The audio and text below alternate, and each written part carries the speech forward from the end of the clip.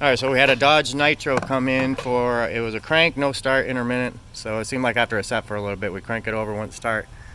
Check spark, check fuel, had no fuel pressure. So, and on this particular vehicle, the fuel pump relay is actually located internal to this TIPM, the Total Integration Central Control Module.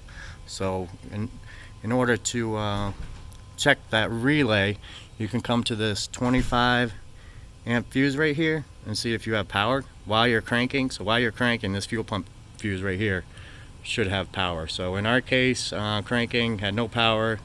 We took the power probe, applied power directly to this fuse, and the vehicle actually started.